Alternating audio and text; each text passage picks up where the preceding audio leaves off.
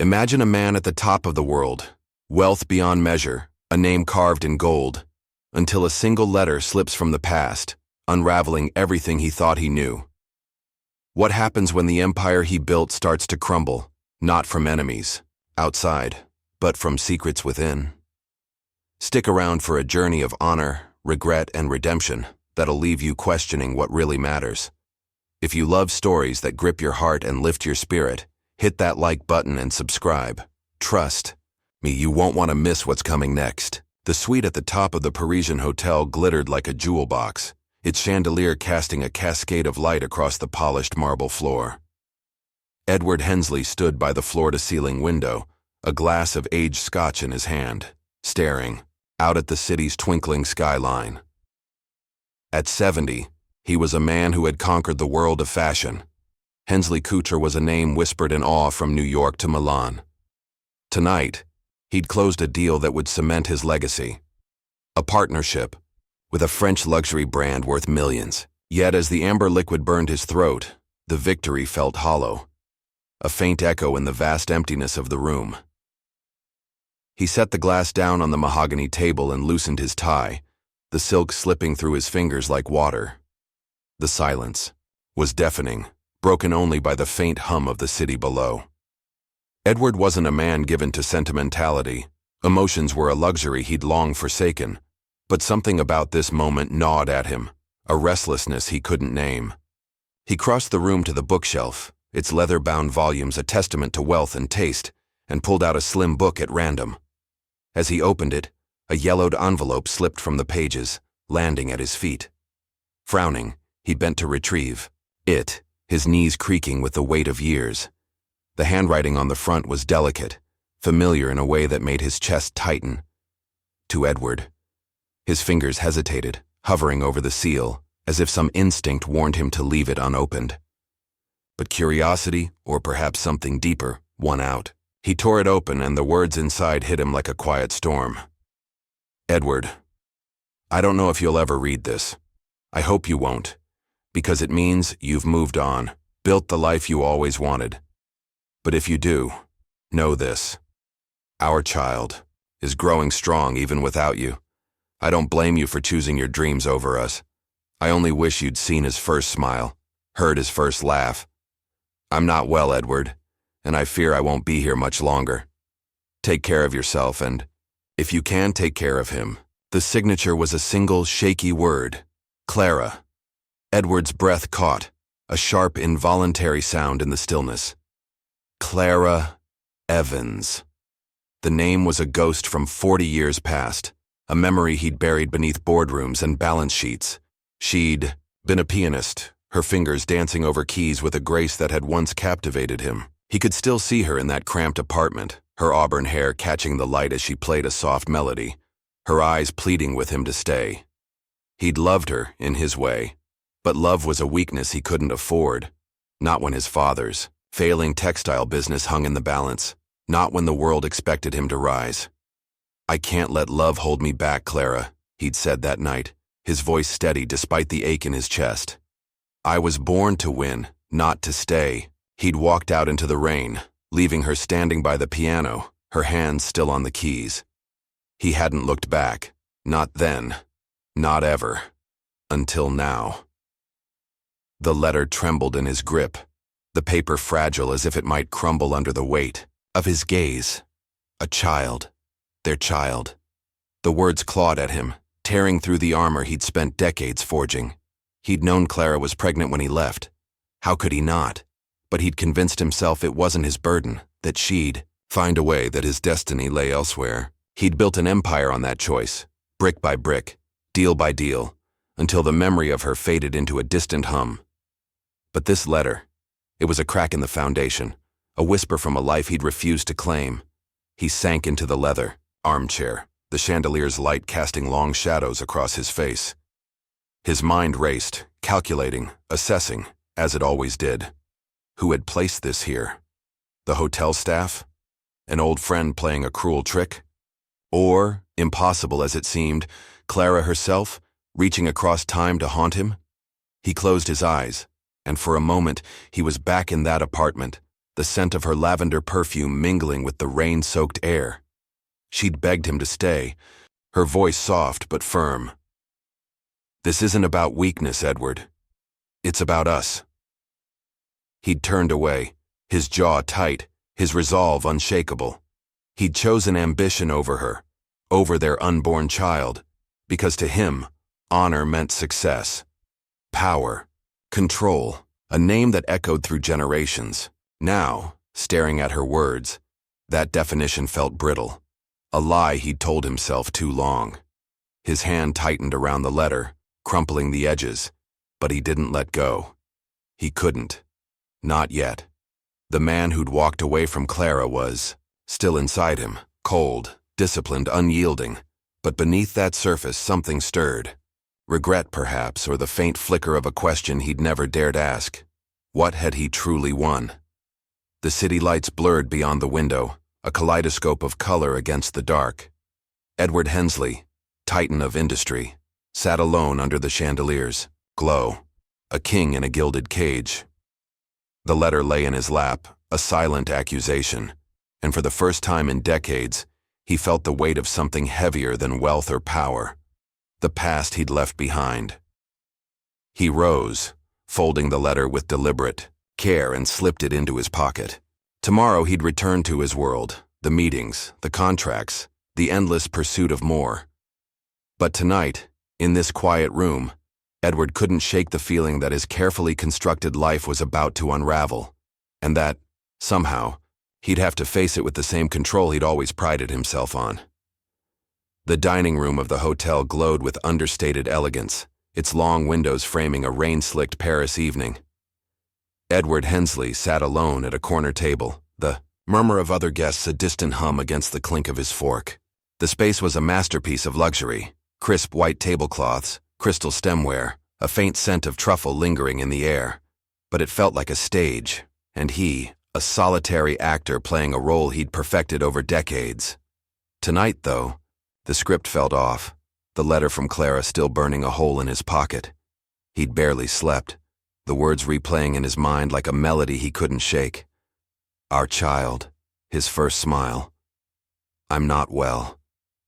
Each phrase was a splinter under, his skin sharp and unyielding. He'd tucked the letter into his briefcase that morning, determined to bury it beneath the day's agenda, calls with investors, a review of the new collection. But here, in the quiet of the restaurant, it demanded his attention. The waiter approached, a young man with steady hands and a polite nod setting a plate before him. Your order, sir. Beef stew with rosemary and red wine reduction. Edward glanced at the dish, its rich aroma rising in tendrils of steam, and froze. It wasn't just any stew. It was her stew, the one Clara had made in that tiny kitchen 40 years ago. The memory hit him hard. Her apron dusted with flour, her soft hum as she stirred the pot, the way she'd looked at him with a quiet hope he'd refused to see. He lifted the fork hesitating, then took a bite. The taste exploded on his tongue, earthy, warm, a perfect balance of herbs and meat. It was identical, down to the faint tang of wine she'd insisted made it special. His throat tightened, and for a moment, he was back there, sitting at her wobbly table, the rain drumming against the window as she smiled across at him. It's my mother's recipe, she'd said, her voice a melody of its own. Someday I'll teach our child to make it. He'd left her that night, the stew still warm in his stomach, her plea echoing in his ears. Stay, Edward. This could be our life. But he'd shaken his head, his jaw set. I can't carry this burden, Clara. I have a future to build. He'd walked out, the door clicking shut behind him, and convinced himself it was the right choice. The honorable one. Honor to him meant rising above sentiment, forging a legacy no one could question. Now the taste of that stew unraveled him, stitch by careful stitch. He set the fork down, his hand steady despite the tremor he felt inside. Who had made this? It couldn't be coincidence, not after the letter. His eyes scanned the room, landing on the waiter as he returned with a glass of water. The man was in his early 40s, broad-shouldered, with dark hair and a calm, unreadable expression. Something about him tugged at Edward's memory. The Shape of his jaw, perhaps, or the quiet confidence in his movements. "Who taught you to cook this?" Edward's voice was low, controlled, but there was an edge to it, a crack in his usual armor. The waiter met his gaze, unflinching. "Someone who gave up everything so I could live, sir." His words were simple, deliberate, carrying a weight that made Edward's pulse quicken. Before he could press further, the man turned and disappeared through the swinging doors to the kitchen, leaving Edward with the stew and a growing unease. He pushed the plate away, the rich scent suddenly overwhelming. His mind churned, piecing together fragments he'd ignored for too long. Clara's letter had mentioned a child, a son, he assumed, given the pronouns she'd used. Could this waiter, this man with eyes that seemed to pierce through him, be that child? The thought was absurd, yet it clung to him, a shadow he couldn't shake. Edward prided himself on his discipline, his ability to compartmentalize, to lock away anything that threatened his focus. He'd built Hensley Couture on that strength, turning a failing family business into a global empire. Emotions were distractions, weaknesses to be mastered, yet here he was, undone by a plate of stew and a stranger's cryptic words. He straightened in his chair, smoothing his tie, forcing his breathing to even out. He wouldn't let this unravel him. Not now. Not ever. The rain tapped against the window, a soft counterpoint to the storm inside him. He remembered Clara's hands, calloused from hours at the piano, stirring that pot with a tenderness he'd dismissed as naive. She'd believed in a life he couldn't imagine, one of small joys, of family, of something deeper than power. He'd chosen differently, and he'd never regretted it. Or so he'd told himself. He signaled for the bill, his movements precise, mechanical. The waiter returned, placing it on the table with a nod. Edward studied him again, searching for a sign. Clara's eyes, her quiet strength, but the man's face gave nothing away. "Thank you," Edward said, his tone clipped. A dismissal. The waiter inclined his head and walked off, leaving Edward alone once more. As he signed the receipt, his pen hesitated over the paper, a rare moment of indecision. He could ask more, demand answers, but that would mean opening a door he'd locked long ago. Instead, he stood, adjusted his cufflinks, and headed for the elevator. The stew sat untouched, cooling on the table, a relic of a past he wasn't ready to face. Back in his suite, he pulled the letter from his pocket, smoothing it out on the desk. The chandelier above cast its cold light over the words, illuminating the truth he'd buried. Clara was gone, but her son, his son, might be closer than he'd ever imagined. Edward folded the letter again, his fingers lingering on the creases. He wouldn't let this break him. He was Edward Hensley, a man of control, of honor. But as he stared out at the rain-soaked city, a question lingered, sharp and insistent. What kind of honor leaves a child behind? The temporary office Edward had commandeered on the hotel's executive floor was a fortress of his own making. Dark wood paneling, a sleek desk piled with contracts, and a panoramic view of Paris at night. It was a space designed for control, a refuge from the chaos of the world below. Tonight, though, the walls felt closer, the air heavier, as if the letter in his briefcase had grown roots, anchoring him to a past he'd spent decades outrunning. He sat behind the desk, fingers steepled, staring at the clock on the wall as its hands ticked toward midnight. The encounter in the dining room gnawed at him. The stew, the waiter's cryptic words, that unshakable sense of recognition in the man's eyes. Edward had dismissed it as coincidence, a trick of memory, but the unease lingered, a quiet drumbeat beneath his polished exterior. He'd built his life on certainty, every decision calculated, every risk measured. But now, doubt crept in like a thief, stealing the clarity he'd always relied on. A soft knock broke the silence, and Eleanor Price stepped inside, her gray hair pulled back in a neat bun, her expression unreadable. She'd been his assistant for 30 years, a constant presence through mergers, scandals, and triumphs. If anyone knew him, it was her. His habits, his silences, the way he straightened his tie when tension coiled beneath his calm. She carried a small envelope in her hand, its edges worn, and placed it on the desk without a word. What's this? Edward's voice was steady, but his eyes narrowed as he recognized the handwriting. Clara's again, though fainter, more hurried. Eleanor hesitated, then spoke, her tone measured. It was delivered to my room this evening, addressed to you. I didn't open it, but I think you should. He reached for it, his movements deliberate, as if handling something fragile or dangerous. The paper crackled as he tore it open, revealing a single sheet covered in tight, careful script. It wasn't Clara's voice this time, but another's, one that cut deeper. Mr. Hensley, I'm not writing to accuse you or demand anything. I just want you to know I exist. My name is Daniel Carter, and I'm your son. Mom raised me alone, and she never spoke ill of you, not once. She's gone now, but she left me with enough to live a good life. I don't need your name or your money. I only wanted you to know the truth, in case it matters. Edward's jaw tightened, his breath shallow but controlled. Daniel Carter, the waiter. The man who'd served him Clara's stew with a quiet dignity that now made sense. He read the words again, each one a weight pressing against the fortress of his self-respect. His son, had been within arm's reach, and he'd dismissed him as nothing more than a shadow in a dining room. He looked up at Eleanor, his voice low, almost a growl. You knew about this? She didn't flinch. I met Clara once, years ago, before she passed. She came to the office asking to see you. You were in London, closing the Laurent deal. She told me about Daniel, showed me a photo of him, just a boy then. She didn't want anything from you, just hoped you'd reach out someday. I kept it to myself, Edward. I thought it was what you'd want. The revelation landed like a stone in still water, rippling through him. He leaned back in his chair, his hands gripping the armrests until his knuckles whitened. Clara had come. To him, had stood in his world, holding proof of their child, and he'd been too busy, too consumed to know. The memory surfaced unbidden. Her silhouette in that apartment, her hands resting on her swollen belly as she watched him leave through the rain-streaked window.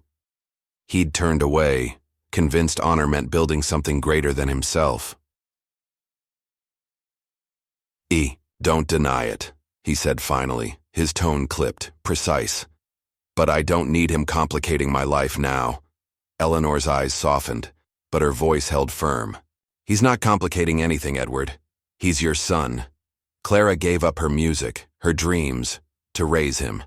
She worked 2 jobs, taught him everything she knew, and never asked you for a dime.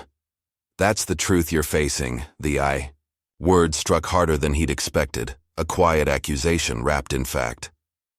Clara's sacrifice, her piano silent, her hands worn from labor instead of art, painted a picture he couldn't unsee. He'd always prided himself on his discipline, his ability to rise above weakness. But what was that pride worth if it rested on her ruin?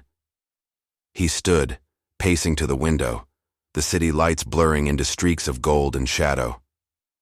In his mind, he saw her again, Clara standing by that piano, her voice breaking as she spoke. This isn't about weakness, Edward. It's about us. He'd walked out, his coat heavy with rain, his resolve unshaken. But there was another memory, buried deeper. A letter arriving at his office years later, unopened, tossed aside amidst a flurry of contracts. He'd assumed it was nothing, a plea, a bill, a distraction. Now he knew better.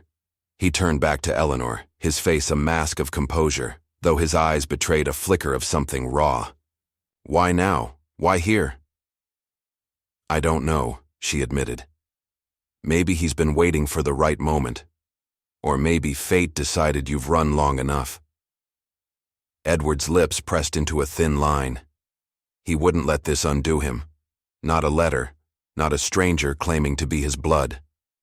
He was Edward Hensley, a man who'd faced down rivals and recessions without blinking. Yet as he folded Daniel's note and slipped it beside Clara's in his pocket, a crack appeared in that certainty.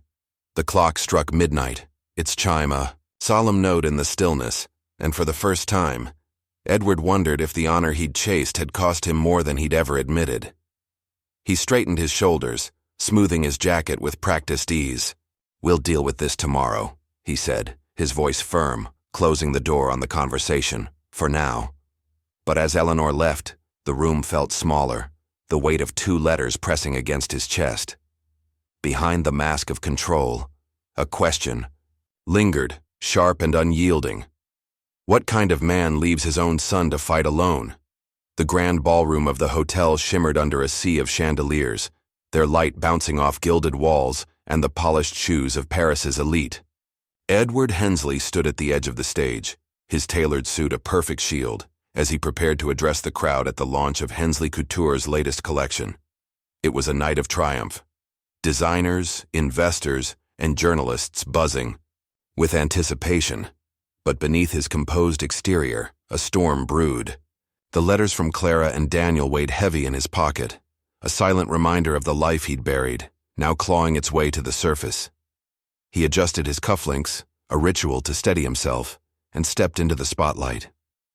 The room quieted, all eyes on him, the titan who'd turned a failing family name into a global empire.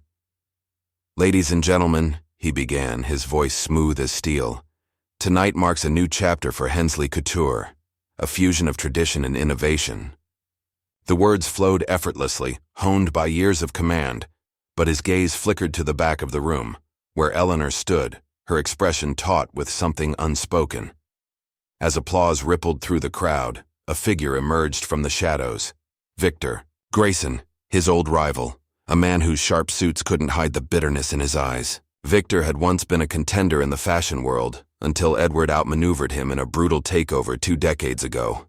Now, he was a vulture circling, waiting for a crack in Edward's armor. He raised a glass, his smile a blade, and stepped toward a cluster of reporters, his voice carrying just enough to cut through the din. "Edward Hensley, the man of honor," Victor said loud enough for the room to hear. "But tell me, how honorable is it to hide a bastard son while preaching family legacy?" The words landed like a grenade, the crowd's murmurs swelling into a wave of whispers. Edward's hand tightened around the podium, but his face remained a mask, calm, unyielding. He'd faced ambushes before, hostile boards, market crashes, but this was personal, a dagger aimed at the core of his self-respect. He met Victor's gaze across the room, refusing to flinch, even as the reporters turned their cameras toward him, their questions rising like a tide. "Mr. Hensley, is there any truth to this?" one called out. "Do you have a son?" Edward's pulse thudded in his ears, but he kept his voice even, his tone a quiet rebuke. "I don't answer to cheap provocations, Victor. If you have something to say it to my face, not through a microphone." The room held its breath, waiting for the explosion, for anger, denial, anything to fuel the scandal. But Edward didn't give it to them. He stepped back from the podium, nodding to the event coordinator to continue, and walked off stage with measured strides. Control was his weapon, his shield, and he wouldn't let Victor strip it away. Not here, not now. Backstage, Eleanor caught up to him, her voice low and urgent. "He's got photos, Edward. Clara and a boy maybe 10 years old. He's threatening to leak them unless you meet his terms." "What terms?" Edward's eyes narrowed, though his tone stayed level. "He wants a public apology for the takeover and a stake in the new partnership. He's betting you'll fold to protect your name." Edward's lips pressed into a thin line, a rare crack in his composure. Victor wasn't just after revenge. He wanted to humiliate him, to drag his carefully built honor through the mud. He glanced toward the ballroom doors, catching a glimpse of Daniel moving through the crowd, not as a waiter tonight, but in a simple jacket, his head down as if trying to vanish. Edward's chest tightened. Daniel had heard it all, the accusation, the venom, and now he was leaving, slipping away to shield Edward from the fallout. For a moment, Edward saw Clara in him, the same quiet strength, the same refusal to beg. He remembered her standing by that piano, her voice steady despite the tears in her eyes. "I won't force you to stay, Edward, but don't pretend this doesn't matter." He'd walked away then, his pride intact, his future clear. Now, watching Daniel disappear, he felt the echo of that choice, sharper than ever. He turned to Eleanor, his decision made in an instant, though his voice betrayed no haste. "Let Victor talk. I won't bow to him or anyone." "But Daniel," she began. Daniel doesn't need me to fight his battles, he cut in, though the words tasted bitter. He's made it this far without me. Eleanor's gaze softened, but she didn't argue. She knew him too well, knew the steel in his spine, the way he'd rather break than bend. As she left to handle the press, Edward retreated to a quiet corner, the sounds of the event muffled behind thick curtains. He pulled the letters from his pocket, Clara's fragile script beside Daniel's steady hand, and stared at them under the dim glow of a sconce. Victor's taunt replayed in his mind. A bastard son. It was a lie wrapped in truth. A barb meant to wound. Edward had never acknowledged Daniel, never given him a name to carry, but not out of shame. It was practicality, necessity, the cost of building something greater. Or so he'd told himself. Now, with the world watching, that justification felt flimsy, a house of cards trembling in the wind. He folded the letters back into his pocket, his fingers lingering on the edges. He wouldn't give Victor the satisfaction of a reaction. Not. Tonight he was Edward Hensley, a man who'd faced worse and emerged unscathed. But as he straightened his tie and prepared to rejoin the fray, a memory surfaced. Daniel as a boy standing outside his office years ago, peering through the glass before turning away. Edward hadn't known then, hadn't cared to know. Now, that image lingered, a quiet challenge to the honor he'd clung to so fiercely. The ballroom doors swung open, the noise rushing back like a tide. Edward stepped forward, his shoulders squared, his face a fortress once more. Victor could strike all he wanted. Edward wouldn't break. But deep down, beneath the polished veneer, a question took root. How long could he keep running from the truth? The suite was a mausoleum of light and shadow when Edward returned, the chandelier's glow casting jagged patterns across the walls. The echoes of the ballroom, Victor's taunts, the reporter's questions, the hum of scandal, faded into a distant buzz as he closed the door behind him. He stood still for a moment, the weight of the night pressing against his chest, then crossed to the window. Paris sprawled below, its beauty indifferent to the storm inside him. He was alone now, truly alone, and the silence was a mirror he couldn't escape. He pulled the letters from his pocket, Clara's fragile plea and Daniel's steady confession, and laid them on the desk. The sight of them side by side was a quiet accusation, a crack in the foundation of the man he'd built himself to be. Edward Hensley didn't falter, he didn't bend. Yet here he was, undone by ink and paper, by a truth he'd refused to face. He sank into the armchair, the leather creaking under his weight, and let his head fall back, eyes tracing the chandelier's prisms as if they held answers. The events of the evening replayed in sharp relief. Victor's smirk, the flash of cameras, Daniel slipping out the back. Edward had held his ground, kept his composure, but the victory felt hollow. He'd won battles before, ruthless takeovers, boardroom coups, but this wasn't a fight he could measure in profits or power. It was personal, a wound reopened, and for the first time he wondered if his armor of control was a cage instead of a shield. A knock startled him, soft but insistent. Eleanor stepped inside, her face etched with concern, carrying a small velvet. "This came for you," she said, setting it on the desk. "It was left at the front desk, no note, just your name." Edward's brow furrowed as he opened it, revealing a simple silver ring, Clara's ring, the one she'd worn on her left hand, a quiet promise she'd made to herself when he wouldn't.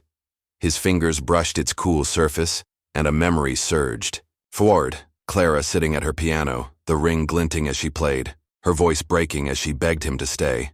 "I don't need a ring from you, Edward," she'd said. "I just need you here." He'd turned away, his jaw tight, his heart locked shut. He'd left her with nothing but that ring and a child he'd never claimed. He closed the box, his grip firm, but his voice cracked when he spoke. "He's gone, isn't he, Daniel?" Eleanor nodded. "He left after Victor's stunt. I found this in his locker downstairs. A note he'd written probably meant for you, but he didn't send it." She handed him a folded paper, her eyes steady. "Read it, Edward." He unfolded it with care, the words stark against the page. "Mr. Hensley, I don't need your name or your pity. I've lived a good life because of Mom, and that's enough. I only came here to see the man she loved, to understand why she never hated you. I'm leaving now. I hope you find peace even if it's not with me." The paper slipped from his hand, landing beside the ring. Edward stared at it, his breath shallow, a tide of regret rising in his throat. Daniel didn't want his money. His legacy didn't want anything from him. And yet, he'd come, had stood in Edward's world, served him stew with his mother's hands, and walked away with a dignity Edward hadn't earned.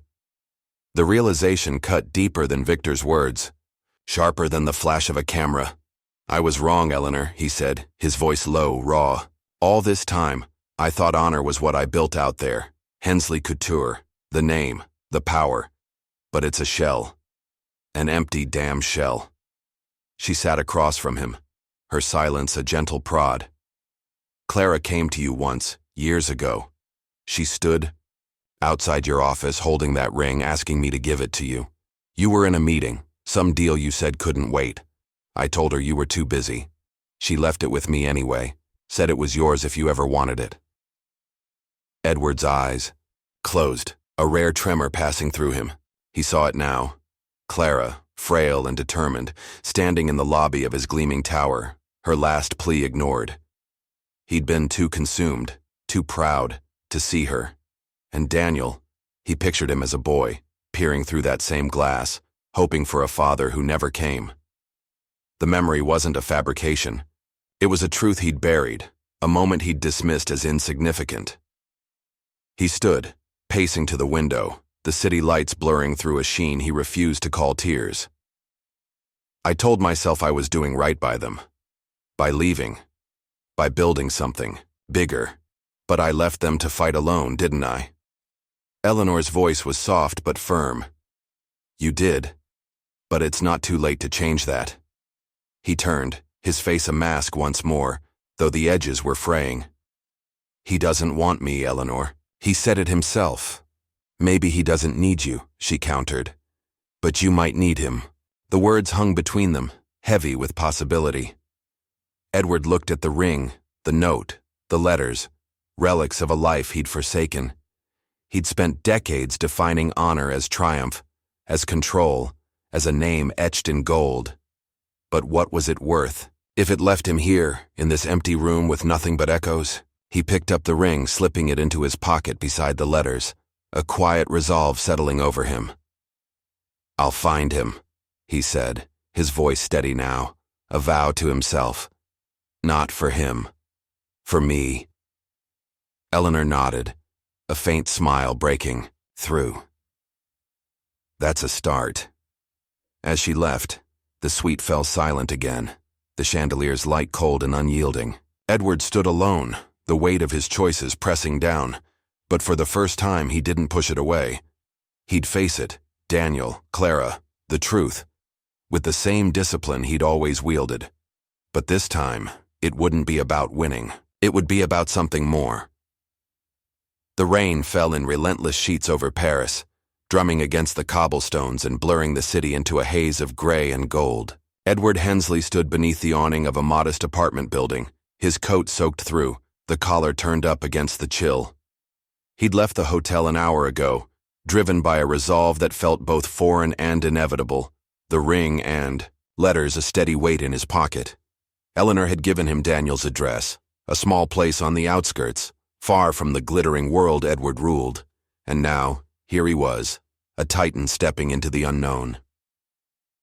The street was quiet, save for the patter of water and the occasional hum of a passing car. He'd rehearsed what he'd say, something measured, dignified, a way to bridge 40 years of silence, but as he approached the door, his thoughts scattered. He raised his hand to knock, then froze as a figure emerged from the shadows. Victor Grayson, his smirk visible even through the rain, a manila envelope clutched in his hand. "Edward," Victor said, his voice smooth with menace. "I figured you'd come running once the stakes got high." Edward's jaw tightened, but he kept his stance steady, his eyes locked on Victor's. "What do you want?" Victor stepped closer, rain dripping from his hat, and held up the envelope. Photos, Clara and your boy, clear as day. Proof of the great Edward Hensley's dirty little secret. I'll give them to every tabloid in Europe unless you play nice. Step down from the partnership. Apologize for burying me all those years ago. Do it, or your legacy drowns in this rain. The words were a calculated strike, each one aimed at the pride Edward had worn like armor. He felt the familiar surge. Anger, defiance, the urge to crush Victor as he'd done before, but he tamped it down, his breath slow and deliberate. He wouldn't give in to rage, wouldn't let this man dictate his worth. He'd spent a lifetime mastering control, and he wouldn't lose it now, not when Daniel was so close. I'd rather lose everything than let you touch my son, Edward said, his voice low, unyielding, cutting through the storm like steel. Take your photos, do your worst. I'm done running. Victor's smirk faltered, a flicker of surprise breaking through his bravado. You're bluffing. You've built your life on that name. Hensley means honor, doesn't it? You won't. Let it crumble. Edward stood taller, rain streaming down his face, but his gaze never wavered. Honor isn't a name on a building, Victor. It's what I do now, and I won't let you hurt him to prove a point. For a moment, Victor hesitated, the envelope trembling in his grip. Then he laughed, a harsh, brittle sound. You think you're noble? I looked up to you once, wanted to be you. But you stepped over me like I was nothing, took my company, my pride. This isn't just revenge, Edward. It's justice.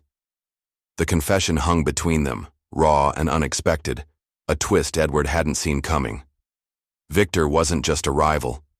He'd been a man broken by envy, his bitterness forged in the shadow of Edward's rise. It explained the venom, the years of scheming, but it didn't change the stakes. Edward took a step forward, closing the distance, his voice steady despite the rain. You wanted my respect? You had it, until you turned it into this. I won't apologize for winning, but I won't let my son pay for it either. Go ahead, Victor. Publish them. I'll survive. I always do. Victor's eyes narrowed, searching for a crack, but found none. Edward's calm was a wall he couldn't breach, not with threats, not with photos, not with the past. With a scoff, Victor shoved the envelope into his coat and turned away, his figure vanishing into the rain. The battle wasn't over. Edward knew that, but he'd held his ground, not with fists or fury, but with a quiet strength he hadn't known he possessed. He exhaled, the tension easing from his shoulders, and turned back to the door. Through the window beside it, he caught a glimpse of movement. Daniel, standing in the dim light of a small living room, his face unreadable.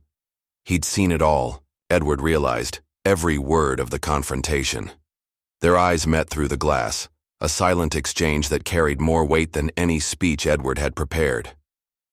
Daniel opened the door, his posture stiff but not hostile, rain dripping from the frame onto the worn floor. Why are you here? He asked, his voice low, guarded. Edward stepped forward, water pooling at his feet, but he didn't flinch from the question. Because I owe you the truth. Not because you need me, but because I need to face what I've done. Daniel's gaze flickered to the street where Victor had disappeared, then back to Edward. I heard what you said. You didn't have to do that. Not for me. Yes, I did, Edward replied, his tone firm but softened by something raw. I've spent 40 years chasing a version of honor that left you and your mother behind. I won't let it take you down now. Daniel studied him, the silence stretching between them, heavy with the rain's rhythm. Edward saw Clara in him, her steady resolve, her refusal to break, and it struck him how much he'd missed, how much he'd lost to his own pride. He didn't expect forgiveness, didn't ask for it. He'd come to stand in the rain, to face the man he'd failed, and that was enough, for now. Come inside, Daniel said finally, stepping back, his voice neutral but not cold. You're soaked. Edward nodded, a faint gratitude warming the edges of his resolve. He crossed the threshold, leaving the storm behind, the ring in his pocket a quiet promise he was only beginning to understand. Victor could strike again. The world could judge, but here, in this moment, Edward Hensley had chosen something greater than power. He'd chosen his son, not out of weakness, but out of a dignity he was just starting to reclaim. The apartment was small, its walls worn but warm, a stark contrast to the polished suites Edward had ruled for decades. He stepped inside, rain dripping from his coat onto the hardwood floor, and paused as the scent of baking bread enveloped him, a simple, grounding aroma that tugged at memories he'd long suppressed. Daniel closed the door behind him, his movements deliberate, his face a mask of guarded curiosity. The silence between them was thick, not hostile but heavy with unspoken years. Edward's eyes adjusted to the soft glow of a single lamp in the corner, its light pooling over a modest living room, faded couch, a stack of books, a child's drawing pinned to the wall. Then he saw her, a girl, no more than 6, kneeling on a stool by the kitchen counter, her small hands dusted with flour, as she shaped a lump of dough.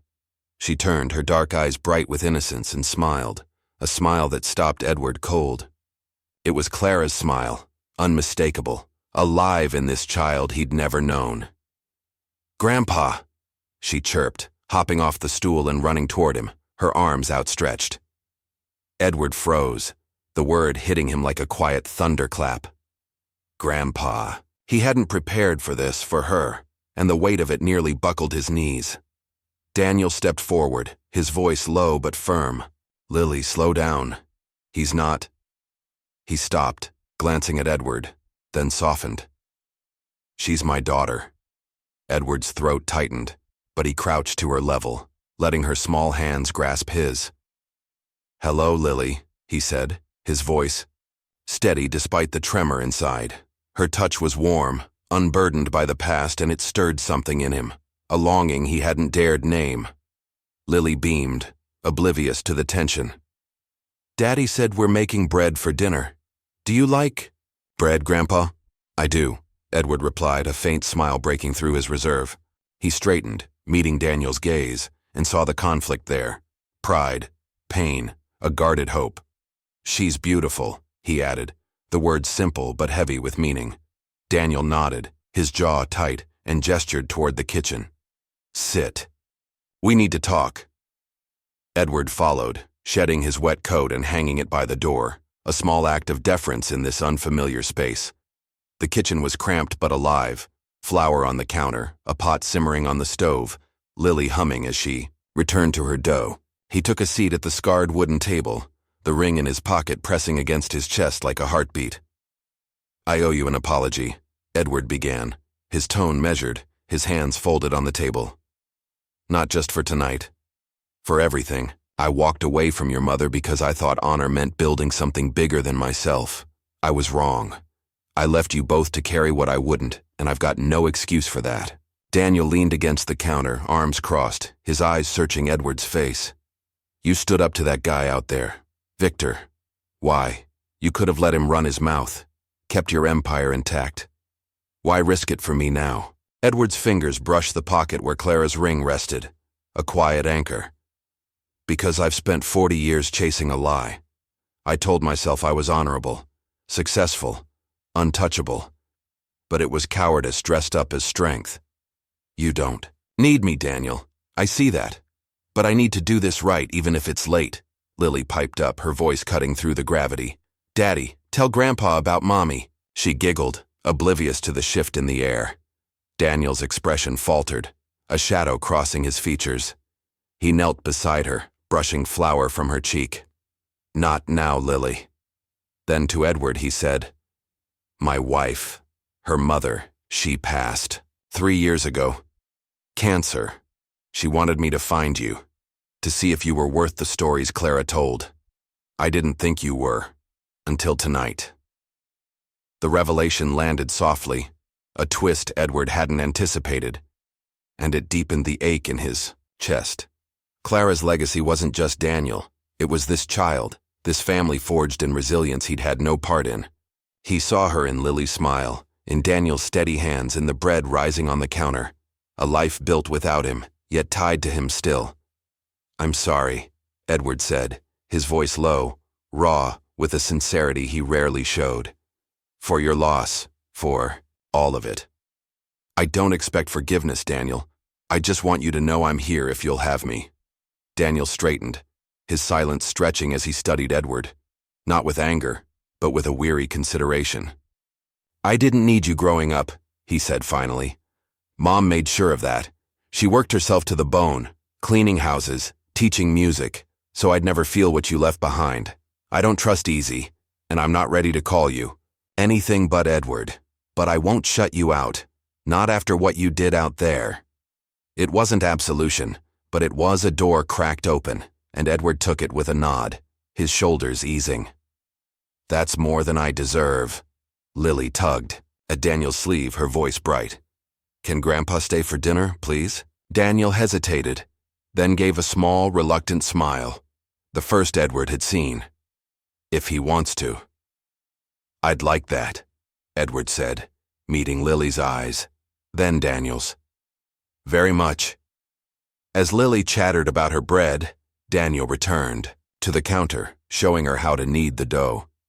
Edward watched, the warmth of the kitchen seeping into him, softening the edges of a lifetime spent in cold boardrooms. He saw Clara in them, her gentleness, her strength, and for the first time he felt the weight of what he'd lost and what he might still reclaim. The rain tapped against the window, a steady rhythm. But inside, the light was soft, the air alive with possibility. Edward didn't know what came next. Forgiveness, trust, a place in this family, but he'd stay, not out of obligation, but out of a dignity he was beginning to understand. It wasn't about power or pride, it was about this: bread on the table, a child's laughter, a son's quiet resilience, and he wouldn't walk away again. The kitchen glowed with a quiet intimacy, its single bulb casting a golden halo over the worn table where Edward sat. The air was thick with the scent of freshly baked bread, mingling with the earthy steam of a vegetable stew simmering on the stove. Lily's laughter bubbled up as she tore a piece of bread and handed it to Edward, her small fingers sticky with crumbs. "Try it, Grandpa. Daddy says I'm the best baker ever."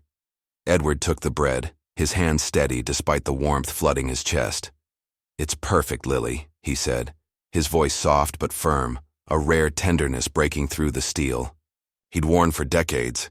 He bit into it, crisp on the outside, soft within, and nodded, meeting her beaming eyes. Across the table, Daniel watched, his expression a mix of wariness and something softer, a crack in the wall he'd built over years. The meal unfolded in gentle rhythms, Lily chattering about her day, Daniel serving the stew, Edward listening with a presence he hadn't offered anyone in too long. The simplicity of it struck him. No crystal chandeliers, no polished speeches, just a table, a family, a moment he'd never known he craved.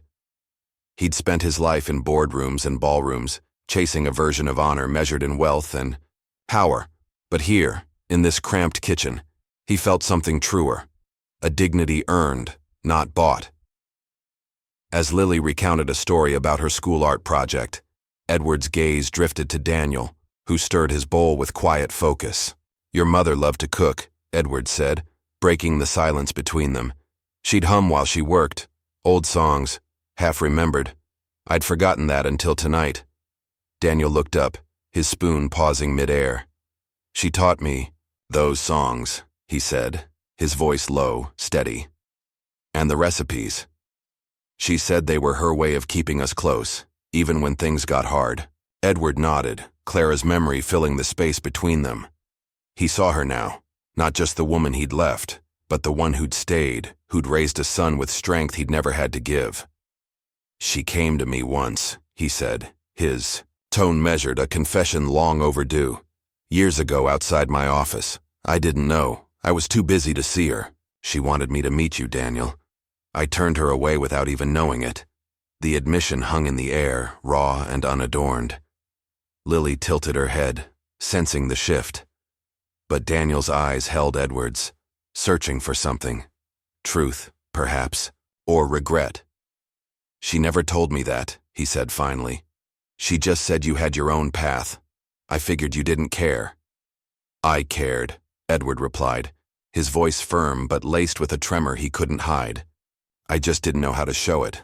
I thought honor was about winning, building something no one could tear down. I was wrong. It's about this, About you, Lily, your mother. I'm sorry I took so long to see it. Daniel set his spoon down, his hands resting on the table, a quiet strength in his stillness. I didn't need you to save me, Edward. Mom made sure I stood on my own. But hearing you say that, it matters. Not forgiveness. Not yet. But it's a start. Lily reached for another piece of bread, oblivious to the weight of the moment. Daddy, tell Grandpa about the piano. Daniel's lips twitched, a faint smile breaking through. Your grandma's piano, it's in the back room. I play it sometimes for Lily. Mom wanted her to know where the music came from. Edward's chest tightened, a flood of images. Clara at the keys, her fingers dancing, her voice weaving through the notes. I'd like to hear it, he said, meeting Daniel's eyes. If you'd let me. Daniel nodded, rising to clear the plates. After dinner. The meal ended with Lily's insistence that Edward help with the dishes. A task he accepted with a quiet chuckle. His sleeves rolled up as he stood beside her at the sink. She splashed water, giggling, and he let her, the mess a small price for the light in her eyes. Daniel watched from the doorway, a shadow of amusement softening his guarded stance. Later, they moved to the back room, where Clara's old upright piano stood against the wall, its wood scratched but polished with care. Daniel sat at the bench, Lily beside him, and began to play. A slow, haunting melody Edward recognized instantly. It was one of Clara's favorites, a tune she'd played that last night, her eyes pleading as he walked away. Now, it filled the room, a bridge across time, and Edward closed his eyes, letting it wash over him. When the final note faded, Lily clapped, and Daniel looked at Edward, a question in his silence. She'd be proud of you, Edward said, his voice low, steady. Both of you. Maybe, Daniel replied, his tone neutral but not cold. She'd want you here, though. That much I know. Edward stood, pulling the ring from his pocket, and setting it on the piano. This was hers. I don't know if you want it, but it's yours. Yours and Lily's. Daniel took it, turning it over in his hand, then slipped it onto Lily's thumb, too big but a fit for someday. We'll keep it, he said, a quiet acceptance. The next morning, Edward called Eleanor from the hotel, his voice calm but resolute. I'm stepping down from Hensley Couture. Let the board know. I'll stay on as an advisor, but I'm done running it. Her pause was brief, her tone warm. For Daniel? For me, he corrected, and for them. He hung up, packed his bags, and checked out, leaving the suite behind. He moved into a small apartment near Daniel's, close enough to visit, far enough to respect their space. The days that followed were quiet. Dinners with Lily's bread, evenings by the piano, moments of healing built on trust, not force. Victor's threats faded, the photos never surfacing, perhaps because Edward's stand had stripped them of their power. Edward Hensley had lost an empire, but he'd gained something greater, a family, a purpose, a dignity forged in the warmth of a kitchen light. Honor, he realized, wasn't a name on a wall. It was here, in the laughter of a child, the notes of a piano, the steady gaze of a son who'd given him a chance to stay. In the end, he traded a throne of power for a seat at a humble table, finding honor not in the spotlight, but in the quiet laughter of a child and the forgiveness he never thought he'd earn. It's a reminder that true strength isn't in what we conquer, but in what we mend. What did you think of his journey? Drop a like if it moved you. Leave a comment with your thoughts. I'd love to hear them. And subscribe for more stories that prove it's never too late to rewrite your legacy. See you in the next one.